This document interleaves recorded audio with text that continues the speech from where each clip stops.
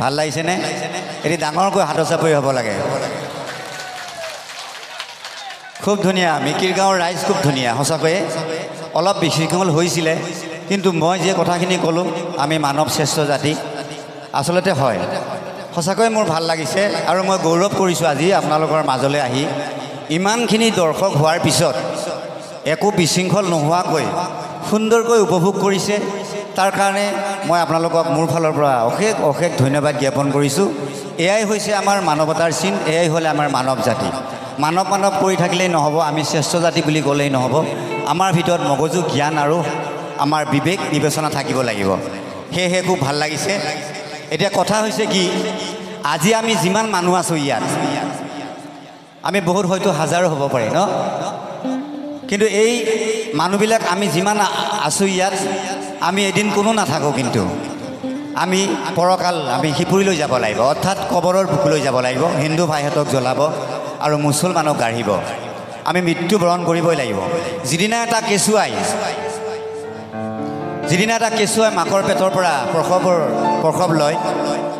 পৃথিৱীলৈ আহে তেতিয়াই তেওঁৰ আয়ুষটো এদিনত এদিনকৈ কমি কমি আহি থাকে এনেকৈ আহি থাকি এটা সময়ত তেওঁৰ মৃত্যু হৈ যায় কিন্তু মনত ৰাখিব জীৱনটো এক কচুপাতৰ পানীৰ দৰে আৰু আমাৰ জীৱনটো এক কচুপাতৰ পানীৰ দৰে কোনদিনা বিলীন হৈ যায় সেই কথা আমি কেতিয়াও ক'ব নোৱাৰোঁ কাৰণ সেই কথা আল্লাহ পাকে আমাক জানিব দিয়া নাই কাৰ কেতিয়া মৃত্যু হ'ব হয়নে নহয় কওকচোন কাৰোবাৰ বাবা আগত গুচি যায় মা থাকি যায় কাৰোবাৰ মা গুচি যায় বাবা থাকি যায় কাৰোবাৰ ভাই গুচি যায় ভনী থাকি যায় কাৰোবাৰ ল'ৰা ছোৱালী গুচি যায় মাক বাপেক থাকি যায় এয়াই হৈছে নিয়তিৰ নিয়ম গতিকে নিজৰ জীৱনটোৰ কথা আমি চিন্তা কৰিব লাগিব কাৰণ কিয় চিন্তা কৰিব লাগিব নিশ্চয় এদিন খবৰ বাকী হ'ব লাগিব আৰু আল্লাহ পাকে সূৰা মুলক কোৰআনত ২৭ পাৰা কোৰআনৰ সূৰা মুলকত ফৰমাইছে আল্লাযী খালাকাল মাউতা ওয়াল হায়াতা আল হায়াত আৰু মউত এই দুটা বস্তু আল্লাহ সৃষ্টি কৰিছে লিয়াবলুৱাকুম আইয়ুকুম আহসানু আমালা কিয়ৰ কাৰণে যে মই যেন পৰীক্ষা কৰিব পাৰোঁ মোৰ বান্দাসকলে মোৰ ইবাদত কোনে কিমান সুন্দৰকৈ মোৰ ইবাদতত পুৰস্কাৰ গ্ৰহণ কৰিব পাৰে গতিকে আমি নিজৰ জীৱনক চিনি পাব লাগিব নিজৰ জীৱনটো কি মই আজি বুলবুল হুছেইন মোৰ মাৰ গৰ্ভৰ পৰা মই জন্ম লভিছোঁ আজি মোৰ মা আছে মোৰ দেউতা আছে মোৰ ভাই আছে মোৰ ভনী আছে ককাই ভাই আছে আপোনালোক আছে মোৰ যদি এতিয়া কিবা এটা হৈ যায় হঠাৎ দৌৰাদৌৰিকৈ মোক হস্পিটেললৈ লৈ যাব যদি ইয়াতে ঠিক নহয় প্লেনত কৰি মোক দিল্লী বোম্বাইলৈ লৈ যাব তথাপি এনেকুৱা যে তেওঁ যেটা বাচি যাওক এজন যদি বুঢ়া মানুহ একেবাৰে যাওঁ অৱস্থা একেবাৰে বুঢ়া মানুহ তথাপি তেওঁক জীৱনটো বচাবৰ কাৰণে কি কৰোঁ আমি চেষ্টা কৰোঁ যাতে মা নমৰে মা যাতে আৰু জীয়াই থাকে আমাৰ জীৱনটোৰ প্ৰতি ইমান মোহ আমাক সাপৰ কাৰণে ভয় বাঘৰ কাৰণে ভয় কিবা জোকে কামুৰিলেও আমাৰ ভয় মহে কামুৰিলেও আমাৰ ভয় হয়নে নহয় নেকি বাৰু গতিকে জীৱনটো আমাৰ অতি মোহনীয়া সেইকাৰণে বহু হাদিছ শৰীফত আছে কোনো মানুহৰ কাৰণে কবৰটো হৈছে এটা জান্নাতৰ টুকুৰা মাশাআল্লাহ আৰু কোনোৰ কাৰণে হৈছে কবৰটো এটি জাহান্নামৰ গাত কাৰণ কবৰে প্ৰতিদিনে কয় এই খোদাৰ শত্ৰু তোমালোকে এদিন নিজৰ আপোন জন্মভূমি এৰি আহি মোৰ পেটত সোমাব লাগিব মই অকলশৰীয়া ঘৰ মই মাটিৰ ঘৰ মই এন্ধাৰী কোঠালি হওঁ মোৰ পেটত সাপ বিছু আৰু পোক পৰুৱা ইত্যাদি আছে যি খোদাৰ বান্দাই নেক আমল লৈ আহি মোৰ পেটত সোমাব মই তাৰ বাবে কবৰ সেউজীয়া বাগিচা হৈ যাম আৰু যি বান্দাই খোদাৰ শত্ৰু হৈ আহি মোৰ পেটত সোমাব তাৰ বাবে মই কবৰ দুজুখৰ গাত হৈ যাম গতিকে ভাই মুছলমান সকলোৰ কাৰণে দোৱা কৰোঁ আমাৰ কাৰণে দোৱা কৰিব আল্লাহ পাকে জানে যাতে আমাক সেই কবৰৰ শাস্তিৰ পৰা কবৰৰ ফিতনাৰ পৰা বাচাই আমাক জান্নাত নসিব কৰে সকলোৱে কওক আমিন গতিকে আমি জীৱনটোৰ কথা সদায় চিন্তা কৰিব লাগিব কচুপাতৰ পানী কেছেটৰ গীতটি মই গাব লৈছোঁ সকলোৱে শুনিছে জীৱনটো আমাৰ কি সেইটোকে লৈ লিখা হৈছিলে গীতটি। কচু পাতৰ পানী কৰে তল বল পৰিলে পাবৰে নাই এই দেহাৰ ভৰসা নাই। এদিন নহয় এদিন যাবইতো লাগিব এই মোহৰ দুনিয়া এৰি কিয় হাই এই দেহাৰ ভৰসা নাই কিয় হাই এই জীৱৰ ভৰসা নাই।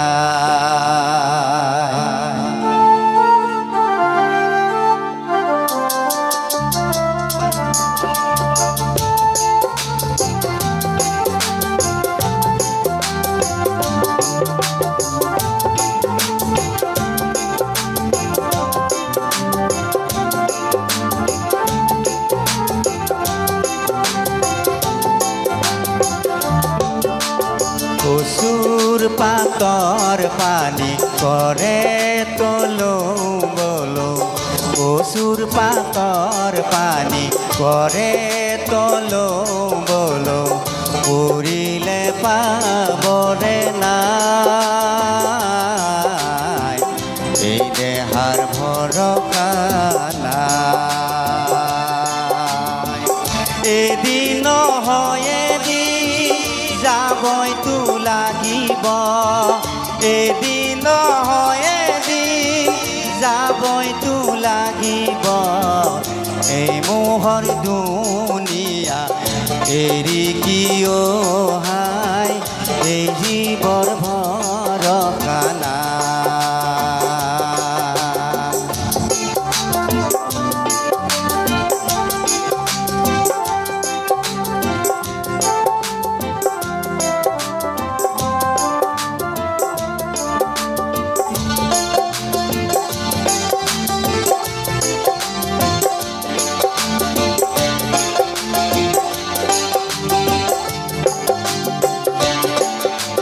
যিদিনা আহিব আজৰাইল ফিৰিস্তা মুৱতৰ পিয়লালৈ মুৱতৰ পিয়লালৈ একে থাপে মাৰি জীৱ নিব ধৰি মা বাবা ভাই ভনী হবে ৰব কান্দি ভাদালি বিদালি হেলটিকে আগতে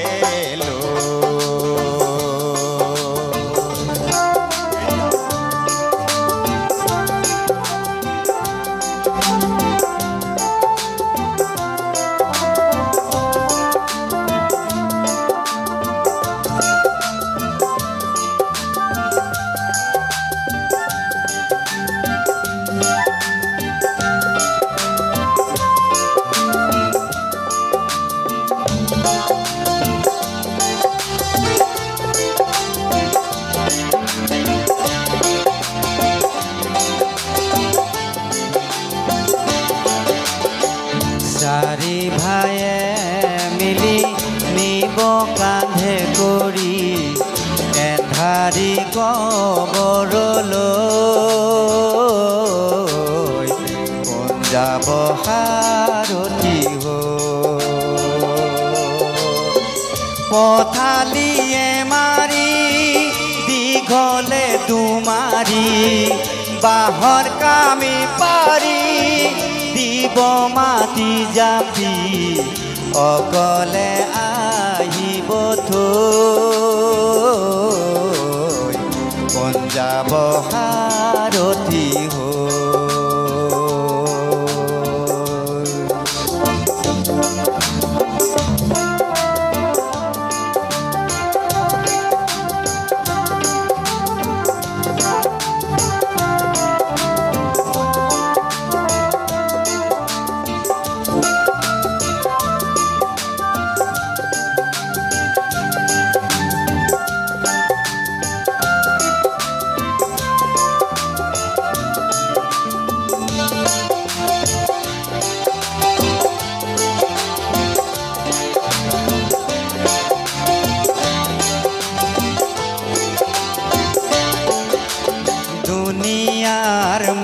হতে জীবনটো কটালি আল্লাহ কোন ৰসুল কোন চিনিও নাপালি বুকু পিন্দাই ঘূৰিলি তই গৌৰৱ অহংকাৰ কৰি মাটিৰে দেহাতি মাটি যাব মিলি মৰণৰে কথা এবাৰ নাভাবিলি কবৰত হ'বনো কি ভাবিলে চকুলো বয় মন ভাই এই দেহাৰ ভৰসা নাই মন ভাই এই জীৱৰ ভৰসা নাই মন ভাই এই দেহাৰ ভৰসা নাই মন ভাই এই জীৱৰ ভৰসা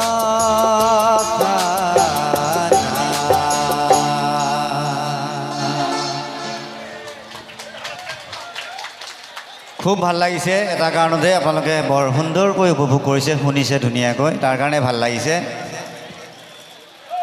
এতিয়া মই আৰু এটি গীত গাম কবৰত প্ৰথম ৰাতি কেছেটৰে ভাল লগা গীত কি লাগে হা কি কৈছে ঐ বাপা বুজি পোৱা নাই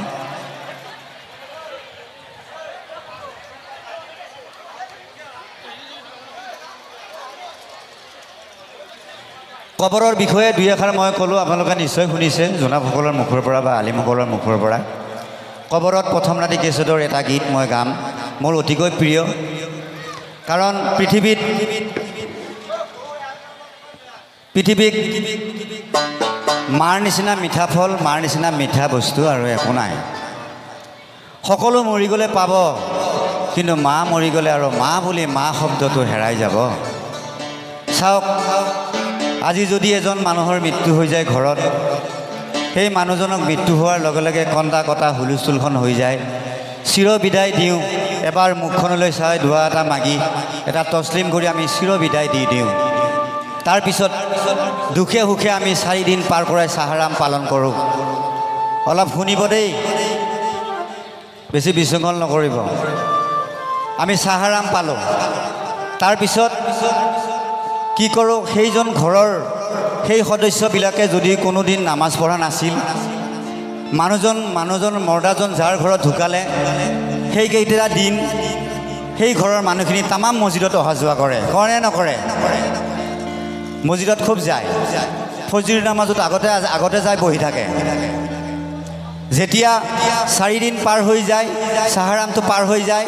লাহে লাহে নামাজত যোৱাটো ঢিলা হৈ যায় কমি যায় আৰু লাহে লাহে লাহে লাহে লাহে লাহে লাহে লাহে যেতিয়া 40 দিন হৈ যায় 40 দিনৰ পিছত তাক গোটেই পাহৰি যায় হয়নে বাৰু কথাটো গতিকে আমাৰ জীৱনটোত কি আছে আপোনালোকে কওক ভাবি চাওক একো নাই জিৰ' দুনিয়াৰ ৰং বিৰঙৰ মায়া মোহত বন্দী হৈ আমি জীৱনটো কটাই আছোঁ সঁচাকৈ আমাক ল'ৰা ছোৱালী লাগে আল্লাহ আমাকে ল'ৰা ছোৱালী দিছে নাতি নুতা দিছে ধুনীয়া ছোৱালী দিছে ধুনীয়া ল'ৰা দিছে খাই সম্পত্তি টকা পইচা কি সুন্দৰ সুৰত কি সুন্দৰ নাক কি সুন্দৰ কাণ শুনিবৰ কাৰণে দিছে এখন জিভা দিছে চুচিবৰ কাৰণে খাবৰ কাৰণে ভাল কথা ক'বৰ কাৰণে দুখন কাণ দিছে ভাল বেয়া শুনিবৰ কাৰণে যদি আপুনি ভালটো শুনে বেয়াটো নুশুনে ভাল কথা যদি ভালটো নুশুনি বেয়াটো শুনে চকু দুটা দিছে ভাল বেয়া চাবৰ কাৰণে দুখন হাত দিছে ভাল কৰ্ম কৰিবৰ কাৰণে খাবৰ কাৰণে দুখন ভৰি দিছে চলা ফুৰা কৰিবৰ কাৰণে গতিকে আমি যদি নিজেই নিজক চিনি নাপাওঁ তেতিয়াহ'লে আমাৰ জীৱনটোত শেষ পৰিণতি কি হ'ব আমি দুনিয়াত যিয়েই নকৰোঁ কিয় আল্লাহৰ ৰচুলৰ আদেশ অনুযায়ী নিশ্চয় নিজৰ জীৱনক চিন্তা কৰিব লাগিব নিজৰ জীৱনক সুন্দৰ কৰি গঢ় দিবলৈ চেষ্টা কৰিব লাগিব কবৰৰ পৰা বাচিবলৈ চেষ্টা কৰিব লাগিব গতিকে মাৰ নিচিনা মিঠা বস্তু পৃথিৱীত একোৱা নাই সেয়েহে মোৰ নিজৰ মাক লৈ মোৰ নিজৰ মাক যেন মই কথাটো কৈ আছোঁ ঠিক তেনেকৈ মোৰ নিজৰ মা আছে এতিয়াও বৰ্তমান 85 হৈছে বয়স গতিকে মোৰ মাক লৈ মই নিজে লিখিছোঁ এই গীতটি আৰু সেই গীতটি মই গাব লৈছোঁ আশা ৰাখিছোঁ বোলে ভাল পাব খবৰৰে কথা শুনি ওহে আমি জান দুখ আহে মনলৈ মোৰ নোজোৰাই প্ৰাণ দুজখৰে কথা শুনি ওহে আব্বা জান চকুত নাহে টোপনি মোৰ জ্বলে হিয়া প্ৰাণ দুখ আহে মনলৈ মোৰ ওহে আমি যান কবৰৰে কথা শুনি ওহে আম্মা জান দুখ আহে মনলৈ মোৰ নোজোৰাই প্ৰাণ দুজখৰে কথা শুনি ওহে আম্মা জান চকুত নাহে টোপনি মোৰ নোজোৰাই প্ৰাণ দুখ আহে মনলৈ মোৰ ওহে আমি জান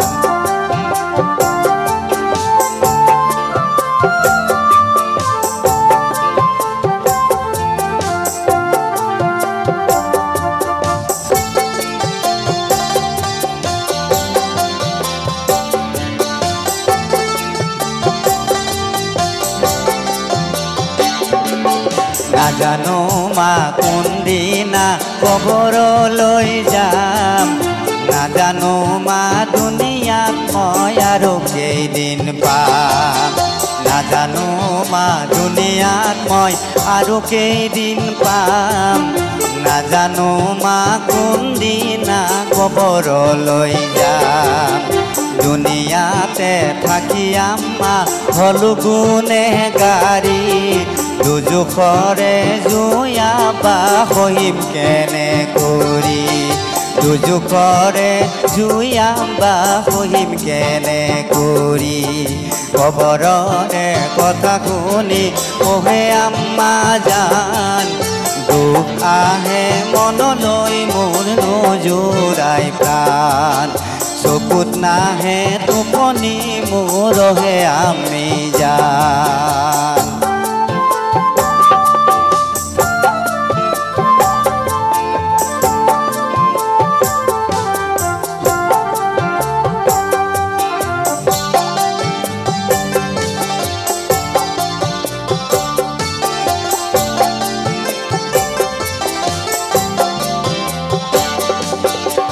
আকাশতে চন্দ্ৰ নাই কি কৰিব তৰা জিমমিনৰ নেকি নাই দুনিয়া আন্ধেৰা আকাশতে চন্দ্ৰ নাই কি কৰিব তৰা জিমমিনৰ নেকি নাই দুনিয়া আন্ধেৰা আল্লাহ ৰসুলৰা দে কৰি আছো হেলা দুনিয়াতে খেলি আছো দুনিয়াৰে খেলা আল্লাহ ৰসুলৰা দে কৰি আছো হেলা কবৰৰে কথা শুনি ওহে আম্মা জান চকুত নাহে টোপনি মোৰ জ্বলে হিয়া প্ৰাণ দুখ আহে মনলৈ মোৰ ওহে আমি জান দুজখৰে কথা শুনি ওহে আব্বা জান চকুত নাহে টোপনি মোৰ জ্বলে হিয়া প্ৰাণ দুখ আহে মনলৈ মোৰ ওহে আমি জান চকুত নাহে টোপনি মোৰ জ্বলে হিয়া প্ৰাণ দুখ আহে মনলৈ মোৰ ওহে আমি জান